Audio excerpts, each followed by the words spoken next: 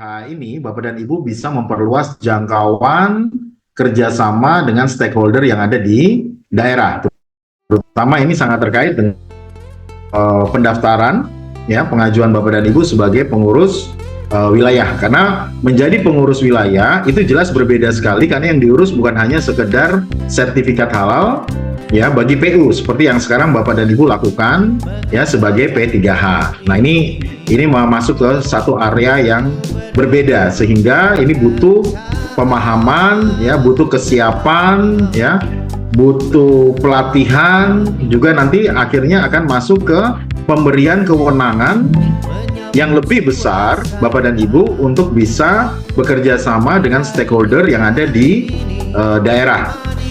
Nah, ini penting sekali, sehingga mulai Juli, ya, kalau saya tidak salah hari Rabu siang, ya, kita sudah mulai kelas setiap minggu selama 8 minggu ke depan. Kita akan bantu juga Bapak dan Ibu mencapai RHA supaya Bapak dan Ibu ini layak mendapatkan lisensi pengelolaan. Jadi kita akan bicara hal yang berbeda sekali dengan aktivitas sebagai P3H.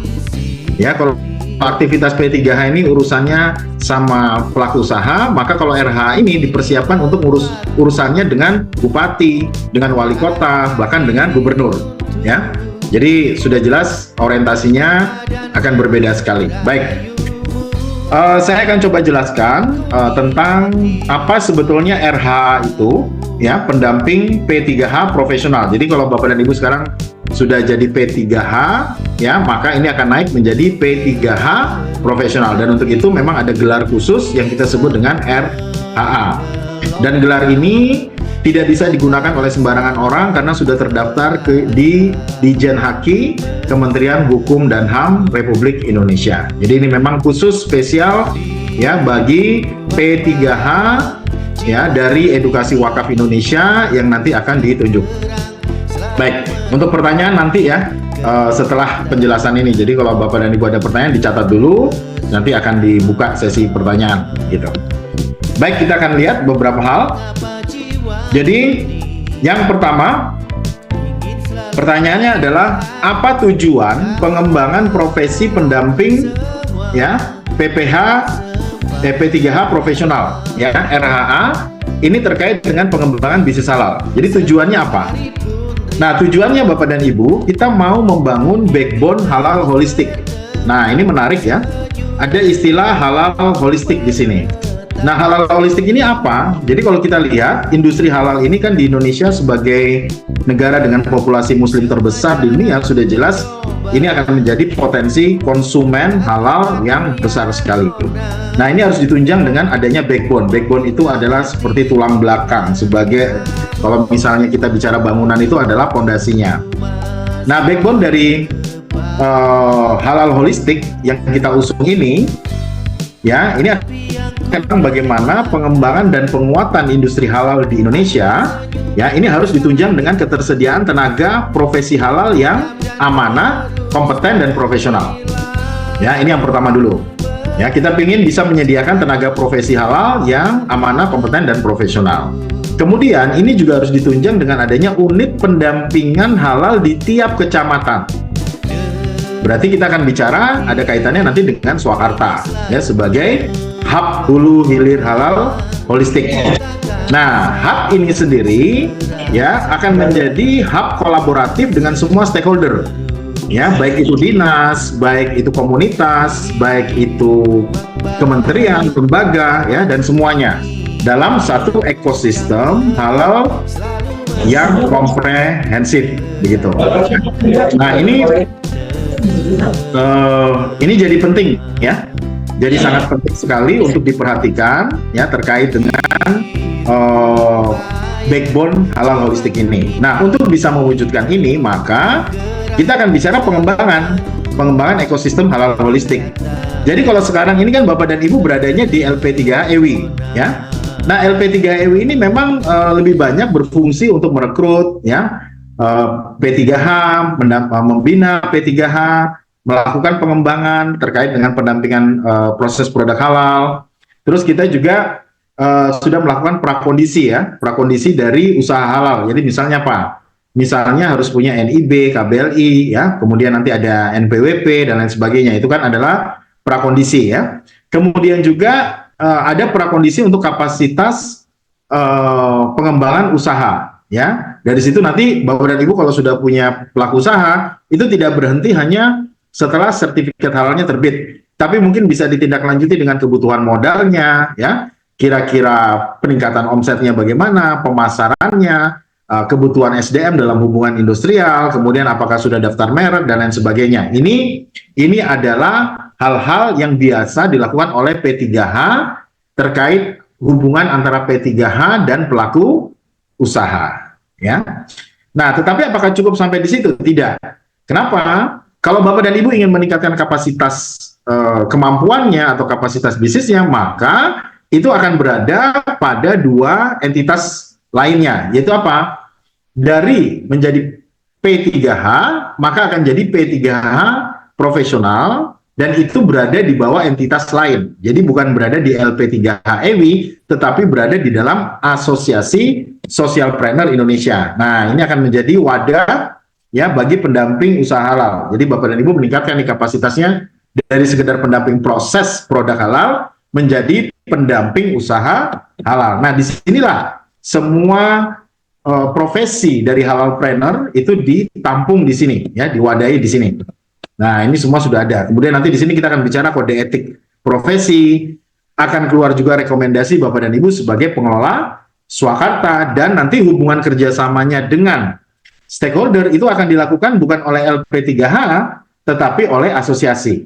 Nah, tinggal apakah Bapak dan Ibu bergabung di asosiasi dan ditunjuk sebagai pengurus. Nah, kalau sudah bergabung ke asosiasi, ya, maka selanjutnya adalah unitnya, ya. Unit kerjanya di mana? Unit kerjanya ada di Swakarta. Jadi, kalau misalnya menjadi P3H, unit kerjanya di mana? Ya sendiri-sendiri, ya.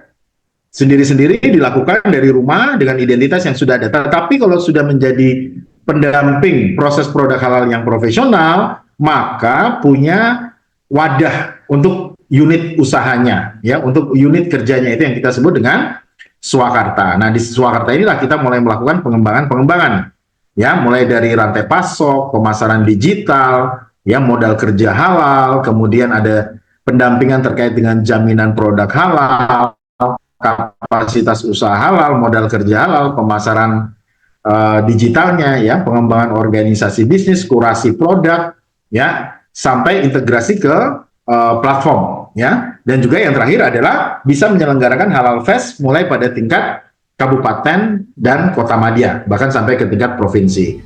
Jadi memang harus dibedakan, ya, Bapak dan Ibu, bahwa kita akan beranjak ke bagian kanan, yaitu Insani dan Swakarta, ya. Ini kalau misalnya Bapak dan Ibu kita rasa cocok dan memang Bapak dan Ibu merasa bahwa ini adalah satu opportunity, ya, satu peluang untuk tadi meningkatkan kapasitas usaha dari Bapak dan Ibu dari sekedar pendamping proses produk halal menjadi pengelola bisnis halal holistik.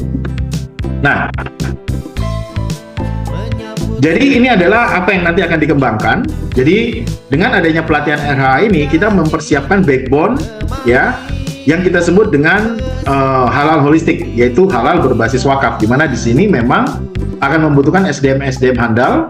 Kita tidak hanya bicara rantai pasok halal, tapi kita juga bicara tentang modal kerja halal, dan ini sudah disiapkan, ya, ada asosiasinya juga, sehingga apa? Sehingga kalau kita bicara tentang halal, ya, halalnya itu tidak hanya sekedar halal bahan baku, tapi halal modal kerjanya sampai juga ke halal proses bisnisnya. Jadi halalnya yang kita sebut dengan halal holistik tadi. Jadi ini kurang lebih apa yang akan dibangun, sehingga Bapak dan Ibu kalau merasa bahwa saya kayaknya ingin punya kesempatan, ya, peluang yang lebih besar untuk bisa menggarap daerah, maka Bapak dan Ibu harus masuk ke sistem yang sudah dibuat, ya, yaitu yang terkait dengan RHA.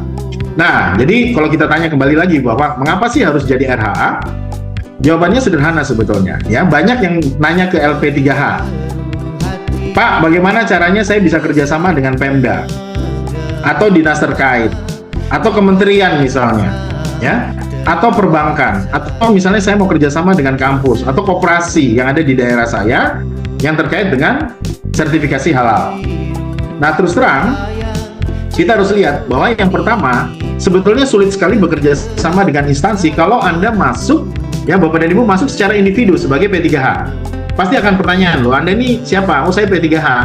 Kantornya di mana? Ya, Anda mewakili siapa? Mana surat tugasnya? Mana SK-nya? Itu ribet sekali, gitu ya. Kemudian yang kedua, kalau misalnya ya sudah ini saya menggunakan LP3H, ya misalnya dengan LP3EWI, ya kemudian diajak kerjasama dengan kementerian atau dinas yang sudah ada, itu juga tidak strategis. Kenapa?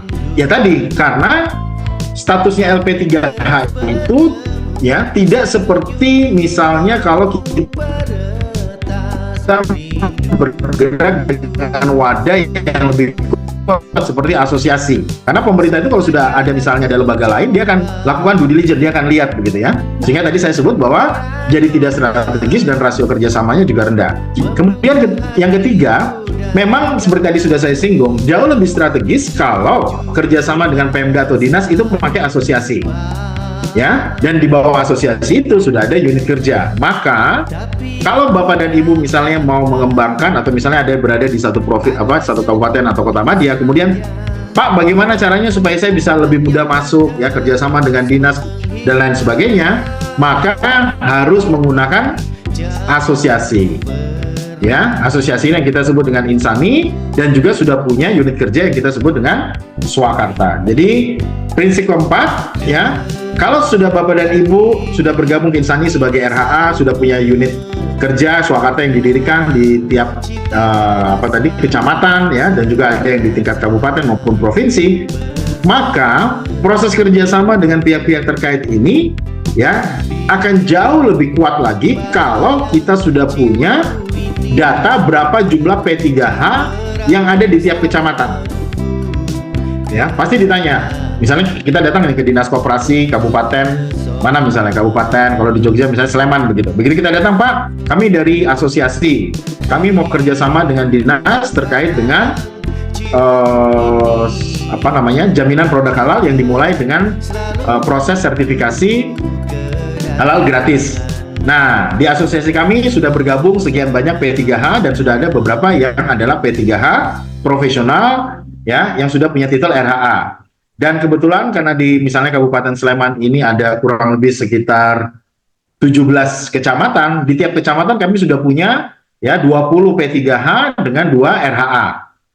Nah, itu dinas itu langsung dengan mudah, oh berarti ini sudah siap. Yuk saya ajak kerjasama. Ya, kami ada anggaran, kami ada begini, kami ada rencana seperti ini. Ya, ini adalah akses untuk ke mana, ke pelaku usaha untuk dibantu untuk mendapatkan sehatinya. Itu jauh lebih mudah dengan menggunakan asosiasi dan juga unit kerja Swakarta. Tetapi untuk masuk ke sana harus orang yang qualified. Makanya kita lakukan proses diklat yaitu RHA untuk meningkatkan kapasitas dan kemampuan Bapak dan Ibu dari sekedar P3H menjadi profesional P3H ya. Saya berharap ini bisa dicermati. Jadi kalau mau masuk ke instansi, masuk ke dinas ya, masuk ke pemerintahan daerah, itu jauh lebih mudah kita menggunakan asosiasi. Nah, jadi kalau kita lihat definisi dari RHA ini sendiri adalah seorang pendamping proses produk halal yang sudah memenuhi kualifikasi sebagai pengelola bisnis halal holistik. Ya. Dengan cara bagaimana? Dia harus mencapai parameter-parameter keahlian dasar yang telah ditentukan selama mengikuti program kelas intensif RHA. Begitu, ya. Jadi untuk mencapai itu memang harus mengikuti kelas dan harus memenuhi kualifikasi sebagai RHA. Nah, ini nanti akan diselenggarakan ya oleh LP3HEWI bekerja sama dengan Asosiasi Socialpreneur Indonesia atau Insani, yang nanti selanjutnya Bapak dan Ibu kalau sudah selesai akan ditempatkan ke Swakarta. Nah, ini adalah RHA ini, dan RHA ini cuma ada di LP3HEWI ya. Kalau ditanya di program BPJPH jelas nggak ada, karena ini memang dikembangkan ya dengan tujuan tadi bisa membantu BPJPH terkait dengan program jaminan produk halal. Jadi kalau urusan halal ini tidak berhenti hanya sekedar terbit sertifikat halal. Dan titel RH ini memang cuma ada di develop ya dengan kerjasama LP3EWI dan asosiasi. Nah, apa perbedaan kewenangan antara P3H dengan RHA? Nah, kita lihat ini perbedaan kewenangan. Jadi, kalau Bapak dan Ibu sekarang berada di LP3EWI sebagai pendamping proses produk halal, maka urusannya lebih banyak ke data PU. Ya, kalau mau masuk ke PU biasanya sudah disiapkan di platform itu surat untuk sosialisasi sehati saja, betul ya? Kemudian masuknya bisa kemana? Ya, masuk secara individual atau paling banter ke pengurus RT atau RW atau komunitas yang ada di sekeliling situ saja.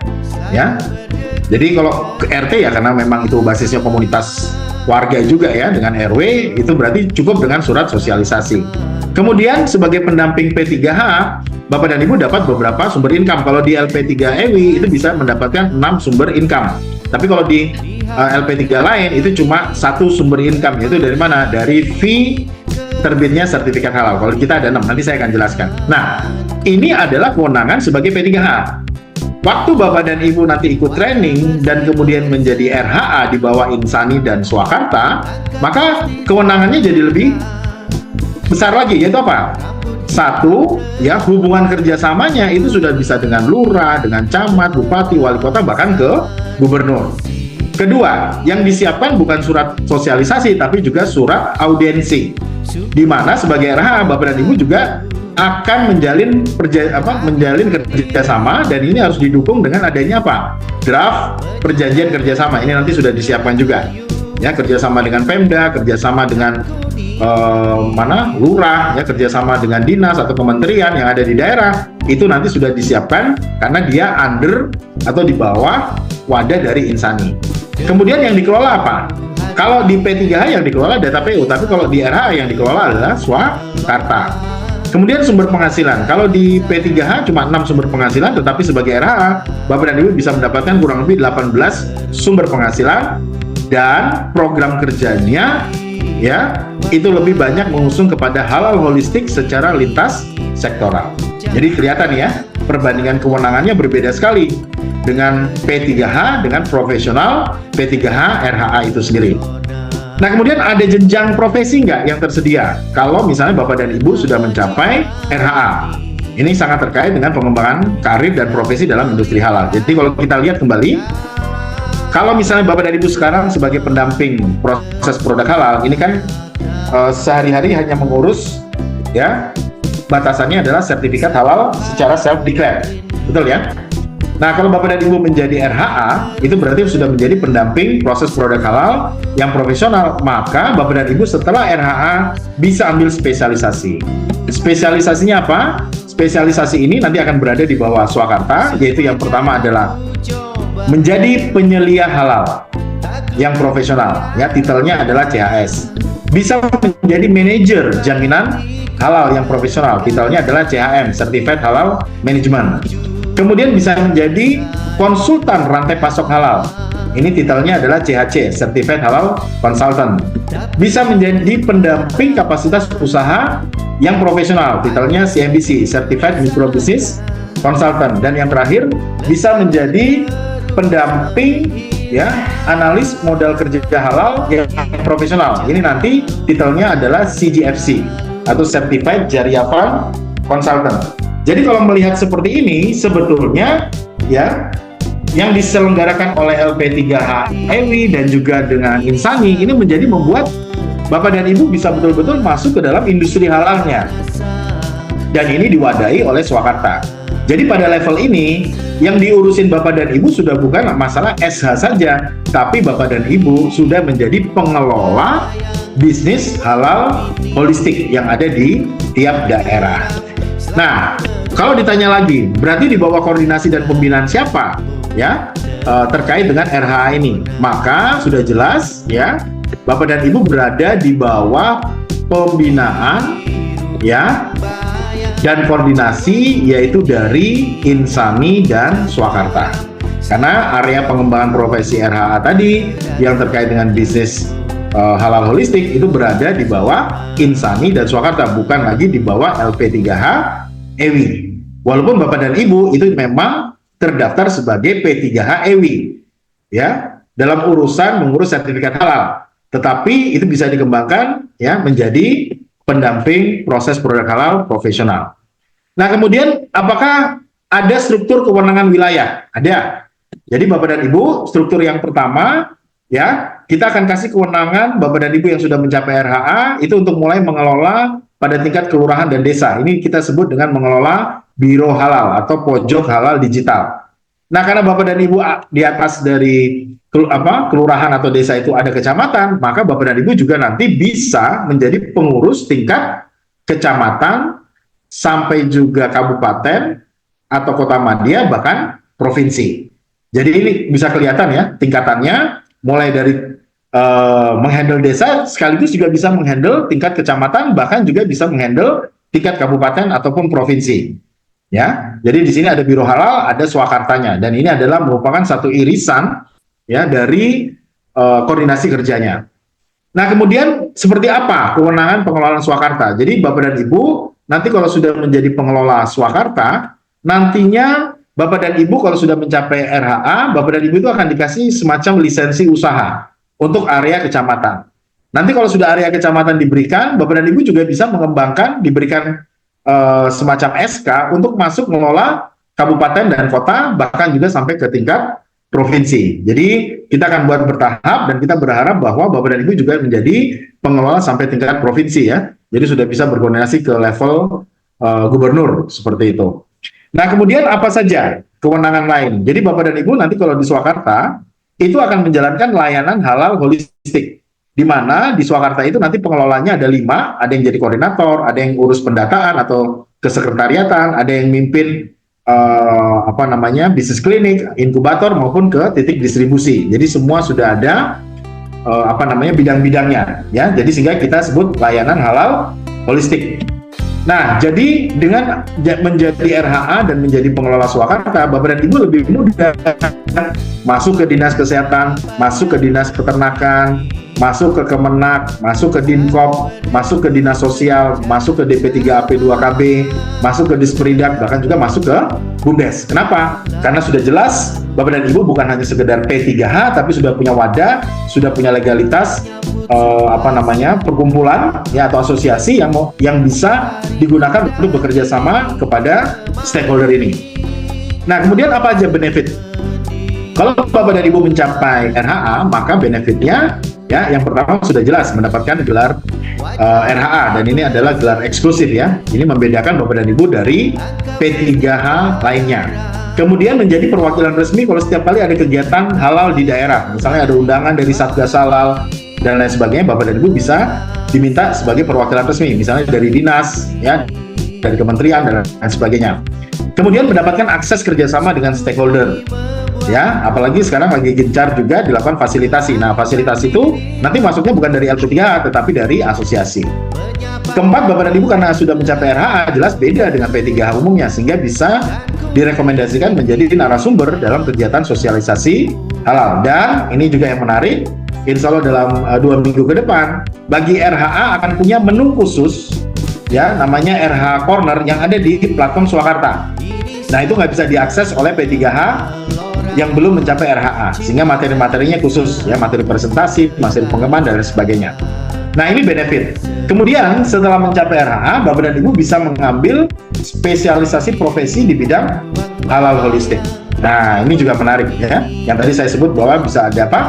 Penyelia halal, ya, manajer halal, kemudian bisa jadi konsultan halal, pendamping usaha halal, termasuk pendamping modal kerja halal. Itu tuh bisa diambil setelah Bapak dan Ibu mencapai posisi RHA. Dan ya tadi, yang terakhir adalah bisa menjadi pengelola Swakarta itu sendiri sehingga punya income yang lebih banyak. Nah, income-nya seperti apa? Jadi ini adalah kompensasi. Kalau tadi adalah benefit, ya, kali ini adalah kompensasi. Nah, kompensasinya tadi saya sebut ada 18 jenis penghasilan bagi RHA. Nah, ini terdiri dari 5 bagian besar, mulai dari sharing fee diklat halal, sharing fee jasa layanan halal, sharing fee dari modal kerja halal, sharing fee dari sponsorship, dan sharing fee dari dana kegiatan. Jadi kalau kita lihat, ya, kalau sebagai P3H EWI, maka Bapak dan Ibu punya 6 sumber penghasilan.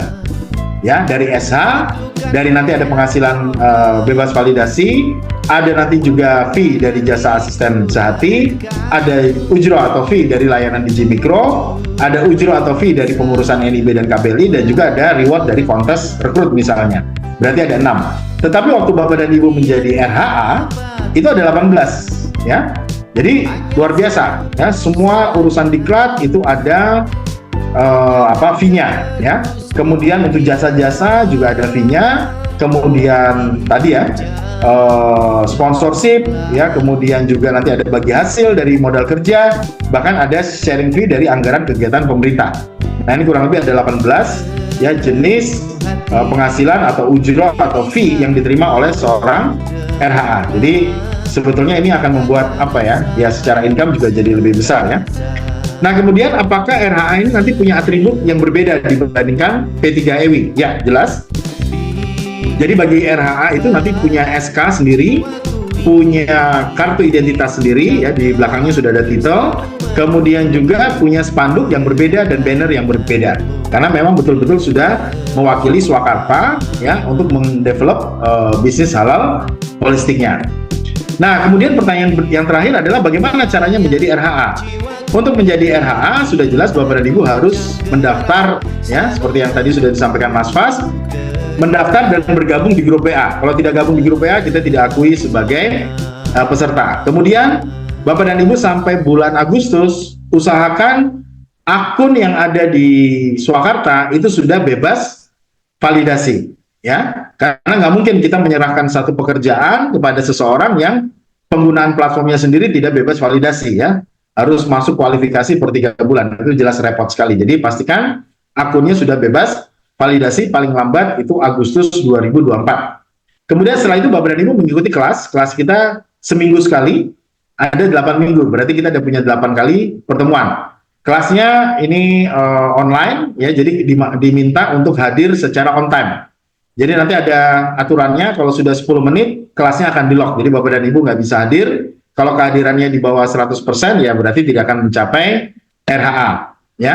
Termasuk kalau sudah masuk ke grup WA dari peserta dilarang keluar, karena kalau keluar left ya tanpa ada keterangan berarti dianggap juga gugur dan harus mencapai parameter-parameter yang sudah ditentukan terkait dengan RHA.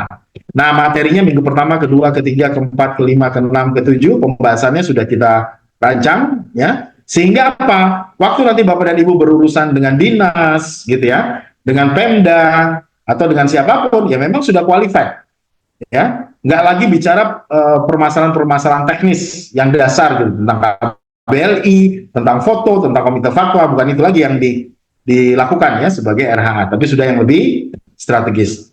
Kemudian yang keempat, mencapai semua parameter ya, parameternya bisa dilihat di menu kualifikasi profesi RHA. Ini harus tercapai dalam 2 bulan. Jadi kalau 2 bulan tidak tercapai ya berarti dianggap gugur ya, harus ikut lagi di sesi berikutnya. Nah, bagi mereka yang sudah mencapai RHA dalam 2 bulan, maka menjadi prioritas untuk menjadi pengurus wilayah.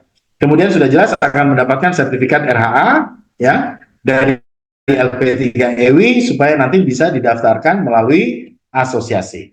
Jadi saya rasa itu Bapak dan Ibu sedikit